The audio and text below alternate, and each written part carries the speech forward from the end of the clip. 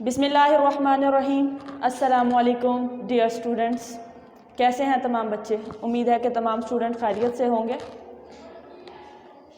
Dear students, हम सबक number 18 पढ़ रहे हैं, बुलंद ख़ानी कर चुके हैं, इमला भी हमने तैयार कर ली है। तो आज जो हमने क्लास में जो काम करना है वो हमने सवाल जवाब करने हैं सबक नंबर 18 ईदी के। तो अपनी अपनी नोटबुक्स निकाल लीजिए। सबसे पहले टाइटल पेज बनाएं ईदी, जिस तरह के पहले चैप्टर के हम बना चुके हैं। मार्जिन लाइन ड्रॉ करें नेक्स्ट पेज पर। अब जैसे जैसे मैं आपको बताती जाऊंगी आपने वैसे वैसे डेट एंड डे मेंशन करना है अपनी नोटबुक पर, ठीक है। टाइटल पेज बनाना है, उसके बाद मार्जिन लाइन नेक्स्ट पेज पर ड्रॉ करनी है, फिर आपने डेट एंड डे मेंशन करना है। आज 11 तारीख है।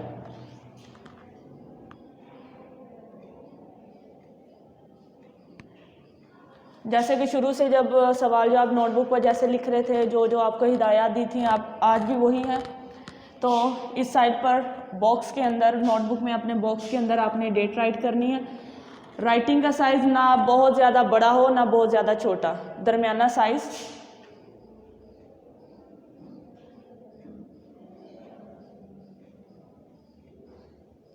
ग्यारह दिसंबर 2020। सेंटर में जमात का काम।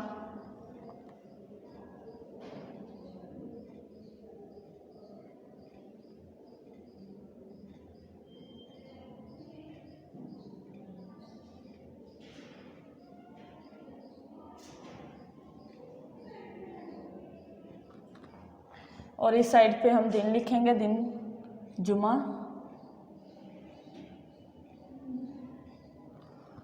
तो एक लाइन छोड़नी है आप लोगों ने अपनी नोटबुक पर, एक लाइन छोड़ के फिर अगली दूसरी लाइन के सेंटर में लिखेंगे उन्वान।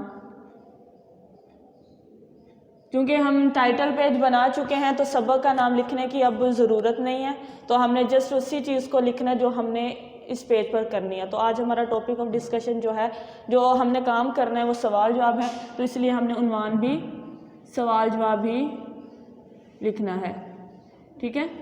तो जितने भी हरूफ हैं, अल्फाज हैं, उनकी जो फॉर्मेशन है लिखते हुए उनका ख़ास ख्याल रखें, ठीक है।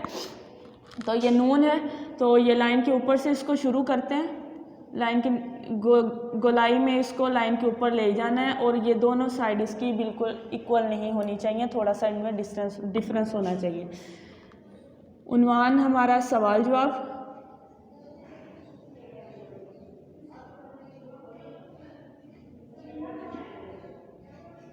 और ये जवाब।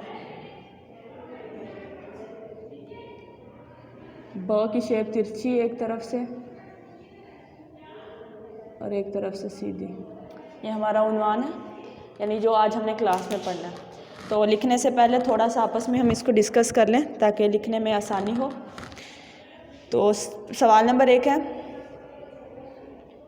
मोहसिन किसकी दुकान के सामने रुक जाता था। सवाल है, मोहसिन किसकी दुकान के सामने रुक जाता था। इसका जवाब है मोहसिन चचा असलम की दुकान के सामने रुक जाता था। क्या जवाब है? मोहसिन चचा असलम की दुकान के सामने रुक जाता था। सवाल नंबर 2 है, मोहसिन को ईदी के पैसों से क्या चीज़ खरीदनी थी। दोबारा से, मोहसिन को ईदी के पैसों से क्या चीज़ खरीदनी थी। मोहसिन को ईदी के पैसों से चाबी से चलने वाला नीला जहाज़ खरीदना था। दोबारा से इसको सुने, मोहसिन को ईदी के पैसों से चाबी से चलने वाला नीला जहाज़ खरीदना था। मोहसिन ने अपनी ईदी से क्या किया। सवाल दोबारा से, मोहसिन ने अपनी ईदी से क्या किया। जवाब है इसका, मोहसिन ने अपनी ईदी से सकीना खाला का बिल अदा किया। मोहसिन ने अपनी ईदी से सकीना खाला का बिल अदा किया। तो ये थे 3 सवाल जो आज हम लोगों ने करने हैं। तो दोबारा से सबसे पहले टाइटल पेज। जब टाइटल पेज बना लिया तो सबक के नाम की बिल्कुल भी ज़रूरत नहीं रही इसको दोबारा से लिखने की। तो इस तरफ पर हमने डेट राइट करनी है, दरमियान में जमात का काम, और इस साइड पे हमने डे राइट करना है। एक लाइन छोड़ के सेंटर में दूसरी लाइन के हमने लिखना है उन्वान, सवाल और जवाब। फिर उसके बाद एक लाइन छोड़नी है दोबारा से, और इस तरफ साइड सेंटर में थोड़ा सा इस तरफ करके सवाल नंबर 1 लिखना है।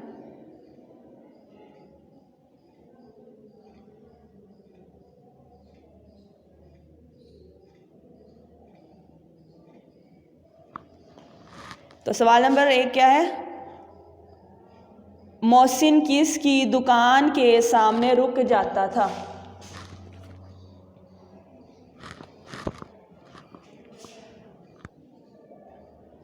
उन्वान के बाद लाइन छोड़नी है, सवाल नंबर 1 लिखना है, लेकिन सवाल नंबर 1 के बाद लाइन नहीं छोड़नी, लाइन छोड़े बगैर डायरेक्ट सवाल लिखना है।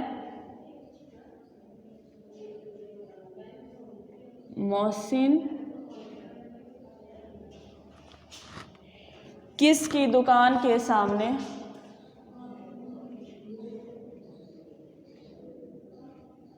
किस की दुकान के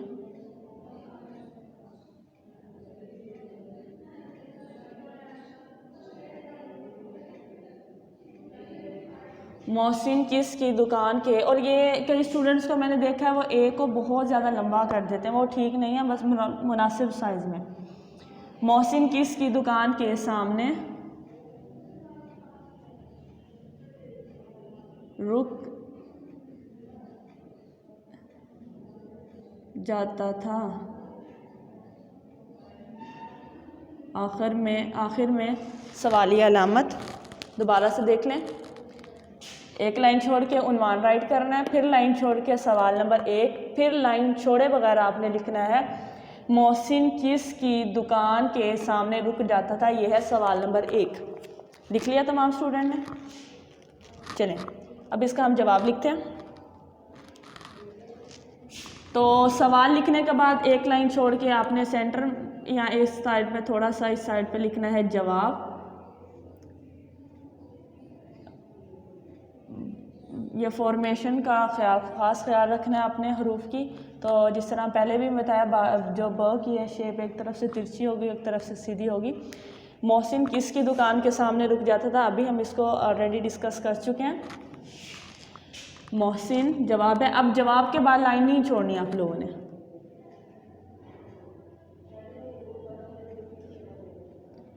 मोहसिन चचा, इसको चाचा नहीं बोलना है, इसको चचा बोलना है। जैसे आज जब मुझे रीडिंग सुनाई तो उसमें चचा को चाचा बोल रहे थे, ये नहीं, इसको बोलना है चचा बोलना है। सही लफ्ज़ है चचा है।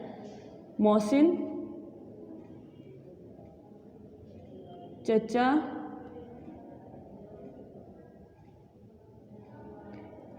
असलम की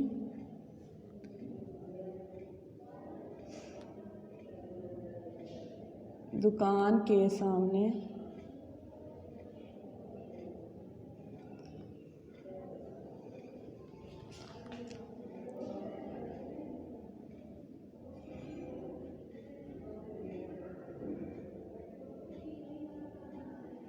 आखिर में ख़त्मा लगाना है, फुल स्टॉप।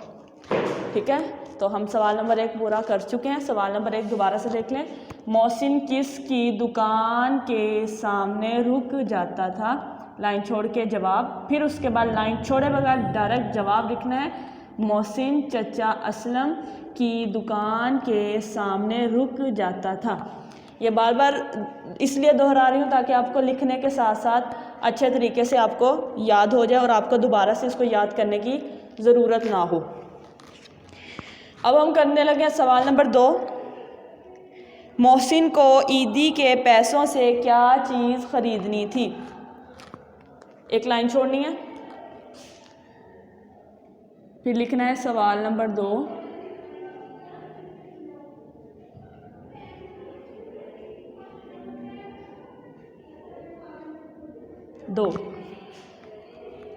इसके बाद एक लाइन छोड़ के लिखना है सवाल नंबर 2। अब लाइन नहीं छोड़नी है आपने, ठीक है। लाइन छोड़े बगैर सवाल लिखेंगे। मोहसिन को ईदी के पैसों से क्या चीज़ खरीदनी थी?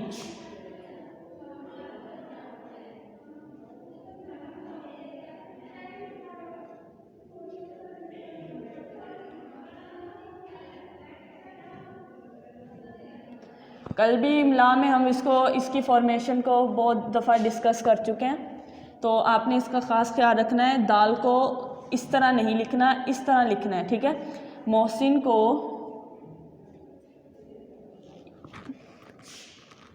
ईदी के पैसों से क्या चीज़ खरीदनी थी?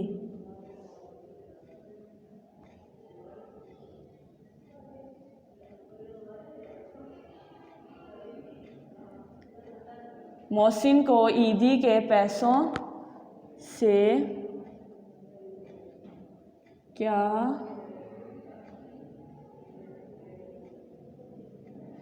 चीज़ खरीदनी थी? आखिर में सवालिया अलामत।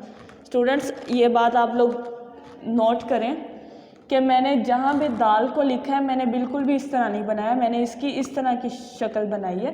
तो जैसे कल भी मैंने आप लोगों को बताया था कि जब अकेला दाल लिखेंगे तो इसकी ये शक्ल होगी, लेकिन जब ये लफ्ज़ों के दरमियान में आ जाएगा और हुरूफ के साथ मिलकर आएगा तो इसकी ये शक्ल होगी। ये देखें, ईदी में भी देखें और खरीदनी में भी देखें।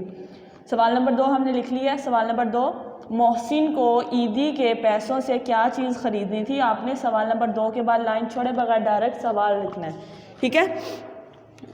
तो जवाब इसका अभी हम इसको कर चुके हैं। लाइन छोड़ के लिखना है जवाब।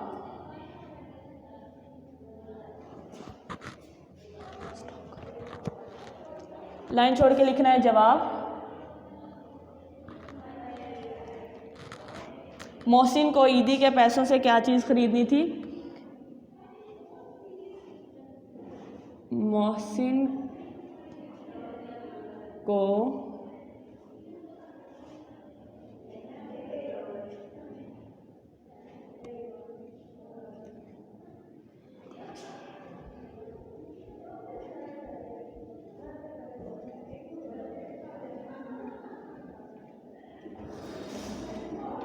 मोहसिन को ईदी के पैसों से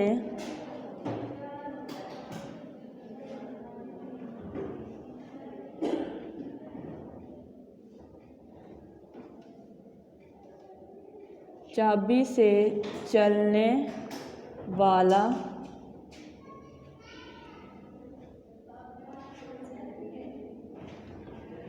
नीला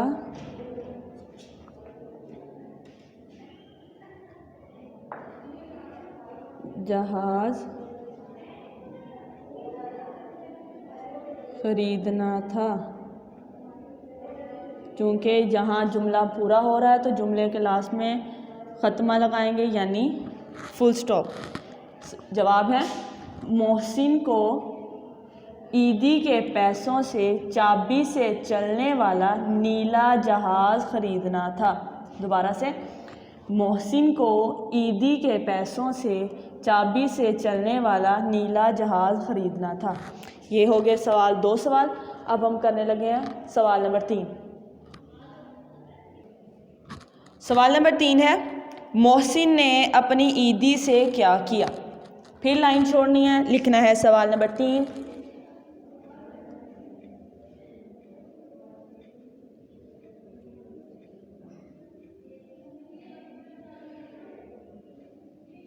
ये लाइन छोड़नी और लिखना है सवाल नंबर 3। सवाल नंबर 3 है, मोहसिन ने अपनी ईदी से क्या किया? लाइन छोड़े बगैर लिखना है सवाल। मोहसिन ने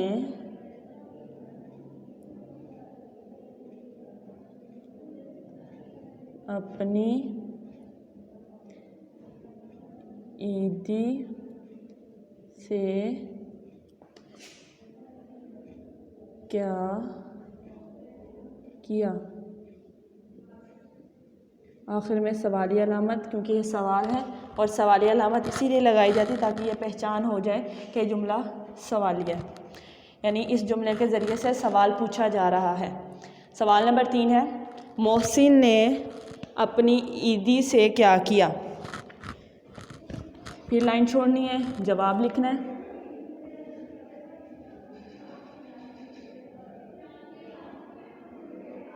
ये फिर लाइन छोड़े बगैर जवाब लिखेंगे।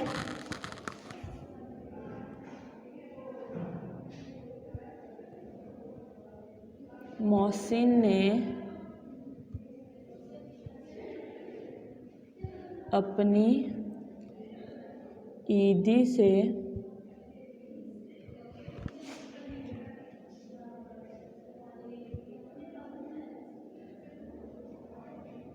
सकीना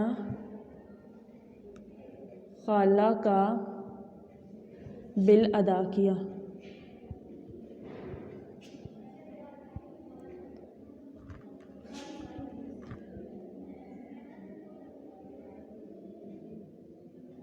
आखिर में जुमला पूरा हो रहा है तो आखिर में फुल स्टॉप लगा देंगे, यानी ख़त्मा। मोहसिन ने अपनी सकीना खाला का बिल अदा किया। सवाल नंबर 3 है, मोहसिन ने अपनी ईदी से क्या किया। जवाब है इसका, मोहसिन ने अपनी ईदी से सकीना खाला का बिल अदा किया।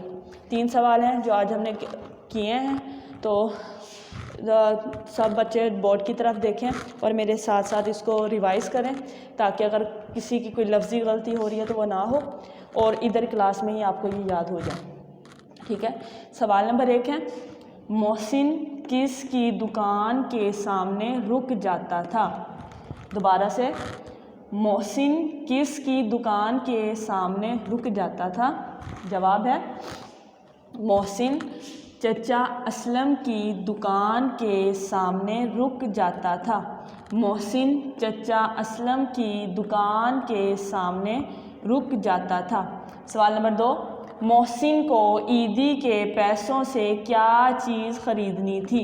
मोहसिन को ईदी के पैसों से क्या चीज़ ख़रीदनी थी। जवाब, मोहसिन को ईदी के पैसों से चाबी से चलने वाला नीला जहाज़ ख़रीदना था। मोहसिन को ईदी के पैसों से चाबी से चलने वाला नीला जहाज़ ख़रीदना था। सवाल नंबर 3 है, मोहसिन ने अपनी ईदी से क्या किया। दोबारा से, मोहसिन ने अपनी ईदी से क्या किया। जवाब, मोहसिन ने अपनी ईदी से सकीना खाला का बिल अदा किया। ये थे 3 सवाल जो हमने क्लास में लिखे हैं। ठीक है, तो आज जुमा है और जुमे को पता है हमारा उर्दू का डायरी डे होता है, तो इसमें आपको डायरी भी मिलेगी। तो डायरी आप लिखेंगे, जमात का काम याद करें। डायरी है, जमात का काम याद करें। या तो हम क्लास में ही इसको कर चुके हैं। ठीक है, तो अब आपके लिए ये है कि इसको सिर्फ रिवाइज़ नहीं करना घर जाके, बल्कि आपने इसे राइट करना है इसे। और राइट कैसे करना है, जैसे मैंने आपको क्लास में बताया, कैसे डेट राइट करनी है, जमात का काम जुम्मा, फिर उन्वान कैसे राइट करना है, एक लाइन छोड़ के आपने उन्वान राइट करना है, फिर आपने लाइन छोड़ के सवाल नंबर 1, उन्वान के बाद लाइन छोड़ के सवाल नंबर 1 लिखना है, फिर लाइन छोड़े बगैर आपने सवाल लिखना है, फिर लाइन छोड़ के आपने जवाब लिखना है, लाइन छोड़े बगैर आपने पूरा जवाब लिखना है। ठीक है, फिर उसके बाद लाइन छोड़नी है, सवाल नंबर 2 लिखना है, फिर लाइन छोड़े बगैर आप सवाल नंबर 2 लिखेंगे, फिर उसके बाद आपने लाइन छोड़नी है, जवाब लिखना है, लाइन छोड़े बगैर आप पूरा जवाब लिखेंगे, फिर उसके बाद लाइन छोड़ के आपने लिखना है सवाल नंबर 3, लाइन छोड़े बगैर सवाल नंबर 3 लिखना है, फिर उसके बाद जवाब लिखने से पहले लाइन छोड़ेंगे, उसके बाद लाइन नहीं छोड़ेंगे। तो फिर वही बात, जितना अच्छा रफ पर आप प्रैक्टिस करेंगे उतना अच्छा आपका नीट काम होगा। तो राइटिंग में इम्प्रूवमेंट भी ऐसे ही आएगी अगर आप इंस्ट्रक्शंस को फॉलो करेंगे।